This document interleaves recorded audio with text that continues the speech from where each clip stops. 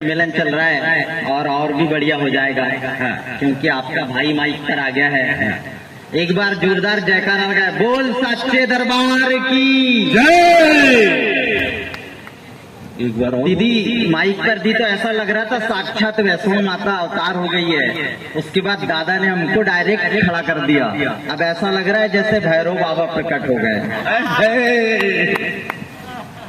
और बढ़िया, तो भैरव बाबा सुनाइए कविता। दादा ने मुझे पहले नंबर पर उठाया है। मैं आपको बताता हूँ पहले नंबर का कवि क्या होता है। बस ये मत, भगवान से ये मत बोलना कि पहले नंबर पे उठाया है, भगवान इनको भी जल्दी उठाए। आपने फल बेचते हुए दुकानदार को देखा होगा, वो जितने भी अच्छे अच्छे फल होते हैं वो सामने रखता है और बाकी के जितने भी सड़े गले फल होते हैं वो पीछे रखता है। समझ आई हो तो बजाओ, नहीं तो मैं फिर समझाता हूँ आपको कि मैं इस मंच की 10 की नोट हूँ और पीछे जितने भी हैं ये सब 500 और 2000 की नोट है। 10 की नोट कटी हो, फटी हो, टूटी हो चल जाती है, और देश में जितने भी नकली नोट आए वो 500 और 2000 के आए। समझ आई हो तो बजाओ, नहीं तो मैं आपको फिर समझाता हूँ। यानी अपन नकली नोट है, असली वाला खड़ा है।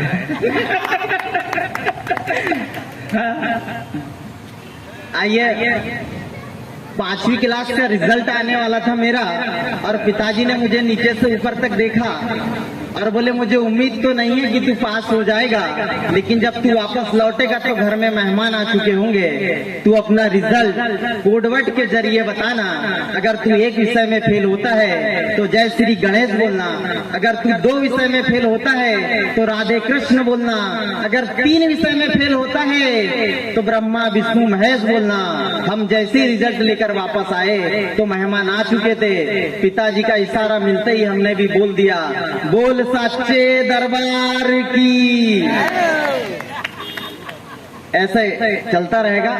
आइए मैं आपको पंक्तियों से जोड़ता हूँ। बीत जाए आज रात स्वागत के साथ साथ, कल की सुहानी भोर प्रीत से मिलाइए। काम क्रोध मोह लोभ छोड़ के मिलाओ हाथ, एक साथ साथ गीत भारती के गाइए। तो यान बान शान पे लगा नकल कोई दाग, जाग जाग भारत का आंगन सजाइए। आपको बधाई मैं देने को आ गया हूँ, एक बार जोरदार तालियां बजाइए, एक बार जोरदार तालियां बजाइए। इतने में अपना परिवार पल जाएगा। लक्ष्मी, ये पक्का यकीन करो कि अब जब भी तुम गाड़ी लेके गर्रा की तरफ से गुजरोगे, कुछ काम भी नहीं रहेगा तो लोग तुमको देख के ही ताली बजाएंगे। जी दादा। आइए 4 पंक्तियां समिति के नाम। अच्छा, कि प्यार से बुलाया है तो। अच्छा, सिर्फ समिति वालों को सुनाना है तो समिति वालों को लेके पीछे चल जाओ, कोई सुना दो, काय को सबको सुनाना है। प्यार से बुलाया है तो प्यार लेके आया हूँ, कविता में अपने विचार लेके आया हूँ। सबका आशीष मिले, मन चाहे फीस मिले, समस्याएं एक नहीं 4 लेके आया हूँ। पेमेंट में थोड़ा ध्यान रख लेना आप, किराए के पैसे उधार लेके आया हूँ, किराए के पैसे उधार लेके आया हूँ। और आदरणीय हमारे मोनू भैया के आदेश पर हम यहाँ पर आए हैं और उनके लिए 4 पंक्तियां की, जिन्होंने जिस तरह का संघर्ष जीवन जिया है और आज वो जिस मुकाम पर है, उनके लिए 4 पंक्तियां की। खार किसे कहते हैं, कि खार किसे कहते हैं, गुलाब किसे कहते हैं, आफ्ताब किसे कहते हैं, महताब किसे कहते हैं। कभी फुर्सत निकाल कर जिंदगी में यारो, कभी फुर्सत निकाल कर जिंदगी में यारो, मोनू भगत को जान लेना कि इनकलाब किसे कहते हैं, इनकलाब किसे कहते हैं। जिंदाबाद, जिंदाबाद। तालियां कमजोर है दोस्तों, जोरदार ताली होनी चाहिए। ये लक्ष्मी के लिए नहीं बल्कि मनु भैया के लिए। अगर ये इनकलाब है, इनकलाब हमारे सामने बैठे हैं। जी, एक माइक दो भैया को। रास्ता पूछते हैं तो हमारे ऐसे आदरणीय मंच संचालक महोदय, समिति के सब वयोवृद्ध वृद्ध बोल दिया जाए और मार्गदर्शक बोल दिया, तो इन्हें मैं आमंत्रित करता हूँ मंच पे। आप भी अपना स्थान कवि महोदयों के साथ ग्रहण करें और उसके बाद आइए, आइए। छोटी नोकझोंक के आइए, साथ आइए। आप अनुरोध करें। दोनों भैया। आदरणीय अशोक गुप्त जी डॉक्टर साहब, आइए डॉक्टर साहब। ये हमारे ये अच्छा ये आ गए तो सब आ गए। ये अच्छा है मोनू भैया कि आप मंच में दो दो डॉक्टर हैं, एक इधर एक उधर। अब कितने भी बीमार रहेंगे सब ठीक है, मेडिकल खुला रखना बस। आइए मैं आपको वापस हादसे से जोड़ता हूँ कि एक आम के पेड़ के नीचे दो महिलाएं आपस में बात कर रही थी। जी एक आम के पेड़ के नीचे दो महिलाएं आपस में बात कर रही थी। एक क्या कहती है कि मेरी तबीयत खराब थी, ना कोई गोली ना इंजेक्शन काम आया, फोन करके आधे घंटे सांस से लड़ी, तब जाके थोड़ा आराम आया। इतना ही सुनकर दूसरी महिला कहती है, इतना ही सुनकर दूसरी महिला कहती है कि शादी के बाद, ओ बहना, शादी के बाद नहीं, अब आपके शादी के बाद अपन क्या बोलेंगे? अब आपकी पत्नी आपको बोलेगी जो बोल रहे। शादी के बाद ऐसे मसले हो जाते हैं, हम सब औरतें मोटी और पति सब गंजे हो जाते हैं, पति सब गंजे हो जाते हैं। और इतना ही सुनकर एक आम नीचे गिरा तो फिर पूछती है महिला, ओह बिन मौसम के ही गिर पड़े,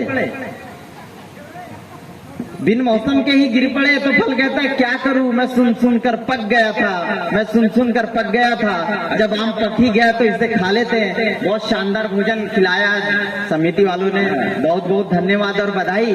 कि एक ही किस्सा है जमाने में, एक ही किस्सा है जमाने में, दुनिया उलझी हुई है खाने में, दुनिया उलझी हुई है खाने में।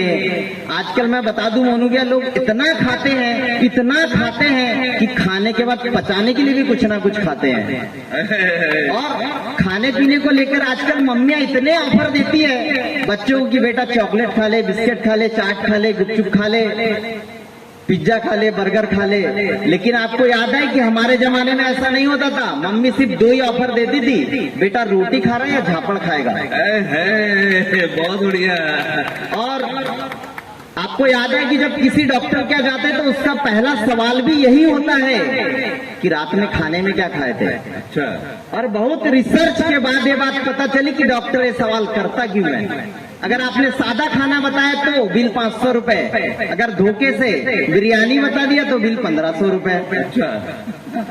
और खाने पर किसी को बुलाने का रिवाज देखिए, अक्सर हम खाने पर उसे ही बुलाते हैं, अक्सर हम खाने पर उसे ही बुलाते हैं जिसका पेट भरा होता है। भूखे आदमी को कभी खाने पर नहीं बुलाते। दिलीप भैया आपने मुझे कभी खाने पर नहीं बुलाया, समझ आई हो तो बजाओ। और ये सब चलता रहेगा कि इस दुनिया में हर दिन हर घंटे हर मिनट हर सेकंड कोई ना कोई कुछ ना कुछ खा रहा होता है। ईमानदार आदमी धोखा खा रहा होता है, बेईमान आदमी रिश्वत खा रहा होता है, पढ़ा लिखा आदमी दिमाग खा रहा होता है, और गरीब बेबस लाचार आदमी लोगों के ताने खा रहा होता है। फिर भी मेरी बात पर भरोसा ना हो तो मोनू भी आप खुद ही देख लो, इस देश में महंगी महंगी गाड़ियां, महंगी महंगी कारें मुंह देखते रह गई, और मट्टी खोदने वाला बुलडोजर देश में सेलिब्रिटी बन गया, मट्टी खोदने वाला बुलडोजर देश में सेलिब्रिटी बन गया। और अभी विगत दिनों चुनाव गए और उस समय डीएम साहब ने मतदाता जागरूकता के तहत हमारे गांव में एक कैंप लगाया था। तो देखिए क्या कहते हैं कि वोट कीमती है ये बताने है तू डीएम ने, वोट कीमती है ये बताने है तू डीएम ने कैंप जागरूकता के गांव में लगाए थे। वोट कीमती ये मत भूलिएगा आप लोग, वोट डालने के हमें फायदे गिनाए थे, वोट डालने के हमें फायदे गिनाए थे। तभी सामने से एक आदमी खड़ा होकर कहता है हम तो जानते ही है वोट कीमती है, हम जानते हैं वोट कीमती है, हम जानते हैं वोट कीमती है। 2000 रुपए एक वोट के लगाए थे, एक क्वार्टर मिली तो जागरूक हुए, मरे हुए बब्बा का भी वोट डाल रहे थे, मरे हुए बब्बा का भी वोट डाल रहे थे।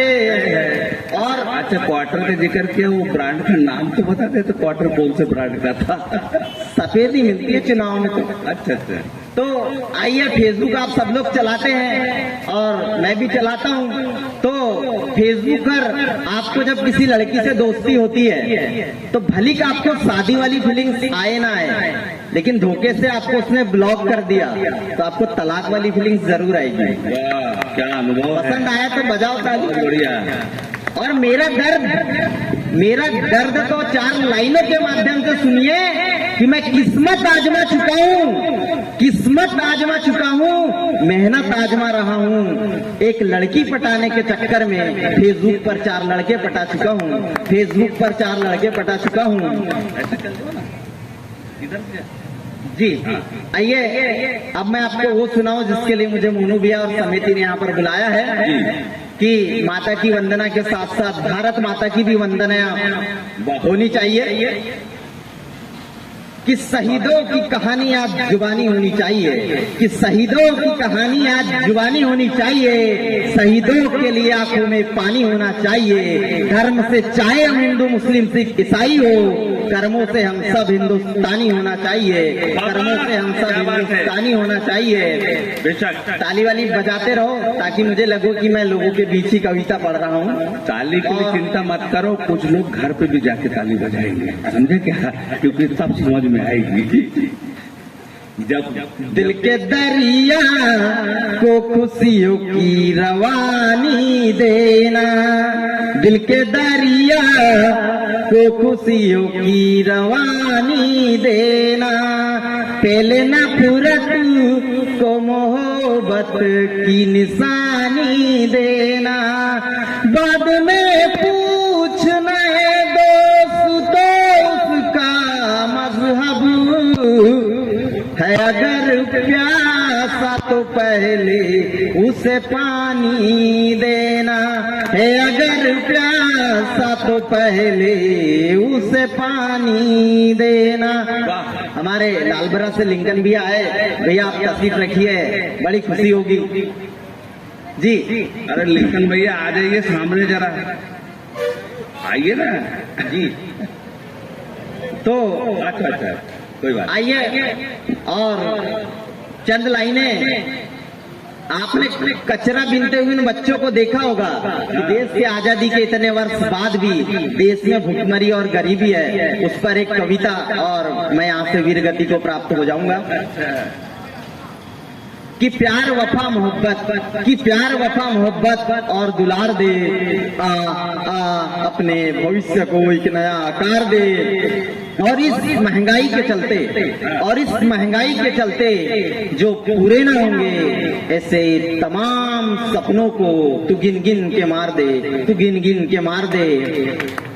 आइए, 1 जून की 2 रोटी का भी कोई आधार नहीं, 1 जून की 2 रोटी का भी कोई आधार नहीं, अंधकार में जीवन जिसका शिक्षा के हकदार नहीं, रात बिताने आ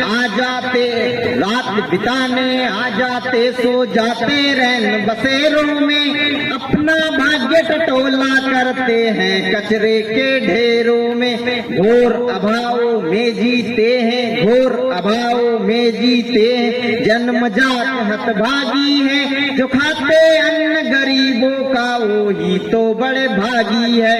तो सरकारी अनुकंपा भूखों की आहार नहीं होती, हमें जो देश और राज्य वैसी सरकार नहीं होती, हमें जो देश और राज्य वैसी सरकार नहीं होती, ये जन सरकारें जनता की वफादार नहीं होती, हमें जो देश और राज्य वैसी सरकार नहीं होती। मैं भूखे प्यासे लोगों को गीतों में दर्शाता हूँ, कंठ भले ही मेरा हो पर स्वर जनता का गाता हूँ। जनता खुद ही उलझ गई है शासन के उसूलों में, खुशबू ढूंढ रहा मतदाता इन कागज के फूलों में, तो इन कागज के फूलों से वैसी गंध बाहर नहीं होती, हमें जो देश और राज्य वैसी सरकार नहीं होती। जय भारत। हमारे सरपंच साहब वैभव भैया वो आ चुके हैं, कृपया तशरीफ रखें। ऐसा निवेदन है।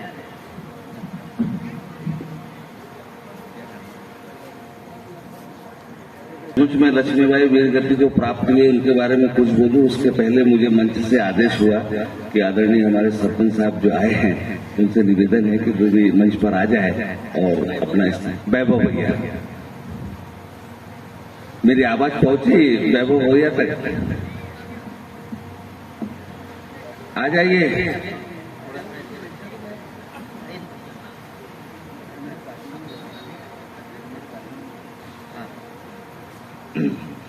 आइए जोरदार ताली बजाए दोस्तों के वैभव भैया अब मंच पे आए, निश्चित रूप से मंच का वैभव भी बढ़ेगा, ऐसा मेरा ख्याल है। आइए स्थान ग्रहण करिए। ये मंच पर जो है कवि देख रहे हैं, इनका परिचय तो इनकी कविता स्वयं कराएगी, लेकिन आप देख रहे हैं काले कोट में जो आदमी बैठा है, जो कवि बैठा है, ये सीधे राम रहीम की गुफा से निकल के है। हाँ, राम रहीम की गुफा, इधर राम रहीम अंदर और ये बाहर, और सीधे कवि सम्मेलन के मंच पे भाई रवि नवानी, और उसके बगल में जो बैठे हैं हमारे अंतु भाई। आप ध्यान से देखिए, वो इतना